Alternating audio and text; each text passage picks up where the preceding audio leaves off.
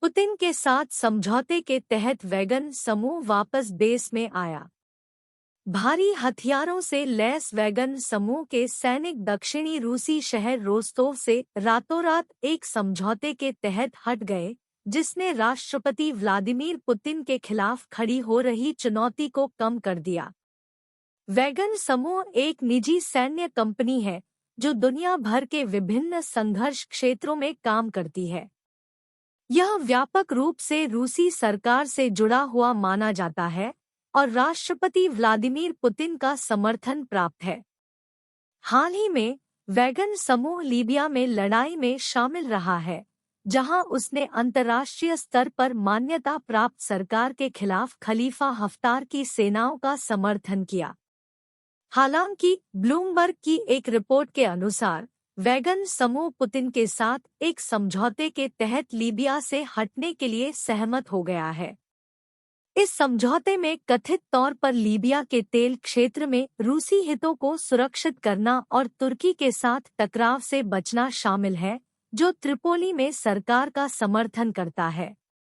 Wagon समूह की वापसी को पुतिन की व्यावहारिकता और अपने रणनीतिक लक्ष्यों को प्राप्त करने के लिए समझौता करने की इच्छा के संकेत के रूप में देखा जा रहा है।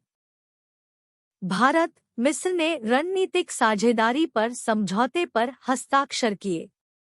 प्रधानमंत्री नरेंद्र मोदी और मिस्र के राष्ट्रपति अब्दुल फतह अल सीसी ने रक्षा एवं सुरक्षा, व्यापार और आतंकवाद के खिलाफ सहयोग के क्षेत्रों में संबंधों का विस्तार करने का संकल्प लिया। सीसी के साथ व्यापक वार्ता के बाद मोदी ने कहा कि दोनों पक्ष इस बात पर एकमत थे कि आतंकवाद मानवता के लिए सबसे गंभीर सुरक्षा खतरा है और वे इस बात पर सहमत हुए कि सीमा पार आतंकवाद को खत्म करने के लिए ठोस उपायों की जरूरत है। दोनों पक्षों ने संस्कृति, आईटी, साइबर सुरक्षा, युवा मामलों और प्रसारण के क्षेत्रों में सहयोग के लिए 5 समझौतों पर हस्ताक्षर किए। मिस्र 99 मिलियन से अधिक लोगों की आबादी के साथ पूर्वोत्तर अफ्रीका में एक देश है। यह अफ्रीका और अरब दुनिया में सबसे अधिक आबादी वाला देश है। आधिकारिक भाषा अरबी है, लेकिन कई अंग्रेजी या फ्रेंच भी सीखते हैं। मिस्र अपनी प्राचीन सभ्यता के लिए प्रसिद्ध है, जो लगभग 3000 वर्षों तक चली और पिरामिड का निर्माण किया, जो दुनिया के आश्चर्यों में से एक है। मिस्र नील नदी का भी घर है, जो दुनिया की सबसे लंबी नदी है, और स्वेज नहर दुनिया के सबसे महत्वपूर्ण शिपिंग लेन में से एक है। अमेरिका के साथ MQ-9B ड्रोन सौदे की कीमत और शर्तें को अभी अंतिम रूप दिया जाना बाकी है। अमेरिका से 31 MQ-9B high altitude long endurance HALE मानवरहित हवाई वाहनों UAV की खरीद की कीमत और अन्य शर्तों के संबंध में सोशल मीडिया पर चल रही अटकलों को खारिज करते हुए रक्षा मंत्रालय ने कहा कि अमेरिकी सरकार द्वारा प्रदान की गई अनुमानित लागत $3.072 अरब थी, लेकिन कीमत और खरीद के अन्य नियमों और शर्तों को अभी अंतिम रूप नहीं दिया गया है। MQ-9B ड्रोन रिमोट से संचालित विमान है, जो खुफिया जानकारी, निगरानी, टोही और स्ट्राइक मिशन कर सकता है। इसे जनरल एटॉमिक्स एरोनॉटिकल सिस्टम्स द्वारा विकसित किया गया है और यह MQ-9 रीपर ड्रोन पर आधारित है। MQ-9B में कई विशेषताएं हैं जो इसे नागरिक हवाई क्षेत्र में संचालन के लिए उपयुक्त बनाती है, जैसे कि एक पता लगाने और बचने की प्रणाली, एक एंटी आइसिंग सिस्टम, एक बिजली संरक्षण प्रणाली और एक क्षतिसहिष्णु एयरफ्रेम। MQ-9B 40 घंटे तक उड़ान भर सकता है और 2155 किलोग्राम तक का पेलोड ले जा सकता है। यह छोटे और बिना तैयारी वाले रनवे से भी संचालित हो सकता है। सहारनपुर से प्रयागराज के लिए शुरू होगी वंदे भारत ट्रेन। रेल मंत्री अश्विनी वैष्णव ने रविवार को कहा कि सहारनपुर से उत्तर प्रदेश के प्रयागराज के लिए एक नई वंदे भारत एक्सप्रेस ट्रेन जल्द ही शुरू की जाएगी। श्री वैष्णव ने यह बात सहारनपुर रेलवे स्टेशन के अपने दौरे के दौरान कही, जहां उन्होंने आसपास के कई स्टेशनों के उन्नयन के लिए अनुमानित 500 करोड़ रुपए की परियोजनाओं की घोषणा की। सहारनपुर से शाकुंभरी देवी होते हुए देहरादून तक 82 किलोमीटर की नई रेल लाइन का निर्माण किया जाएगा। वंदे भारत एक्सप्रेस भारत में एक सेमी हाई स्पीड ट्रेन सेवा है। इसे 15 फरवरी 2019 को प्रधानमंत्री नरेंद्र मोदी द्वारा लॉन्च किया गया था। ट्रेन नई दिल्ली और वाराणसी के बीच लगभग 8 घंटे में 755 किलोमीटर की दूरी तय करती है। ट्रेन में एलईडी स्क्रीन, वाईफाई, बायोटॉयलेट और स्वचालित दरवाजे जैसी आधुनिक सुविधाओं के साथ 16 वातानुकूलित कोच है। यह ट्रेन 180 किलोमीटर प्रति घंटे की रफ्तार से दौड़ सकती है, जिससे यह भारत की सबसे तेज गति से चलने वाली ट्रेन बन जाएगी।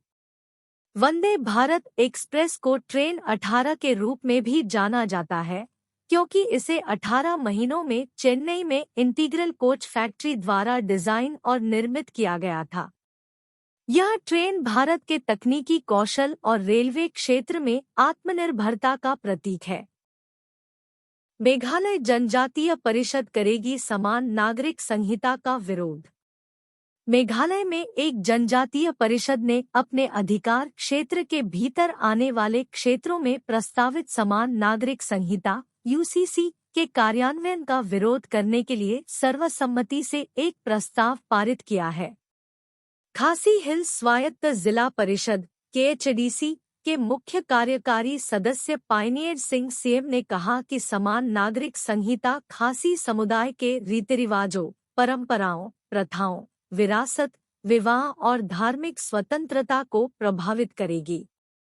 खासी एक मातृवंशीय समुदाय है, जहां सबसे छोटी बेटी परिवार की संपत्ति की संरक्षक बन जाती है और एक बच्चे को उसकी या उसकी मां का उपनाम दिया जाता है। KHDC द्वारा शासित क्षेत्रों में समुदाय का वर्चस्व है। मेघालय में 2 अन्य समुदाय, गारो और जयंतिया भी मातृवंशीय है और उनके प्रभुत्व गारो हिल्स स्वायत्त जिला परिषद और जयंतिया हिल्स स्वायत्त जिला परिषद द्वारा शासित है। यूसीसी को विवाह, तलाक, विरासत, गोद लेने और उत्तराधिकार पर पर्सनल लॉ का एक सामान्य सेट माना जाता है, जो धार्मिक संबद्धता के बावजूद सभी नागरिकों पर लागू होगा। विक्रम और प्रज्ञान फिर से चंद्रमा पर जाएंगे। जुलाई के मध्य में लॉन्च होने वाले भारत के तीसरे चंद्रमा अन्वेषण मिशन में 2019 चंद्रयान 2 से जुड़े नाम साझा किए जाएंगे। भारतीय अंतरिक्ष अनुसंधान संगठन इसरो चंद्रयान 2 लैंडर और रोवर के नाम उनके चंद्रयान 3 समकक्षों के लिए भी बनाए रखने की योजना बना रहा है। इसका मतलब है, चंद्रयान 3 लैंडर का नाम विक्रम, भारतीय अंतरिक्ष कार्यक्रम के जनक विक्रम साराभाई के नाम पर, और रोवर का प्रज्ञान होगा। चंद्रयान 3 भारत का तीसरा चंद्र अन्वेषण मिशन है। यह चंद्रयान 2 का अनुवर्ती है, जिसने 2019 में चंद्रमा के दक्षिणी ध्रुव पर एक रोवर उतारने का प्रयास किया था, लेकिन एक दुर्घटना के कारण विफल रहा। चंद्रयान 3 में एक लैंडर और एक रोवर होगा, लेकिन कोई ऑर्बिटर नहीं होगा, क्योंकि यह चंद्रयान 2 से ऑर्बिटर का उपयोग करेगा। मिशन का उद्देश्य चंद्रमा की सतह पर सॉफ्ट लैंडिंग और रोबोटिक रोवर संचालित करने की भारत की क्षमता का प्रदर्शन करना है। वैज्ञानिक उद्देश्यों में चंद्र स्थलाकृति, खनिज विज्ञान और भूकंपीय गतिविधि का अध्ययन करना शामिल है।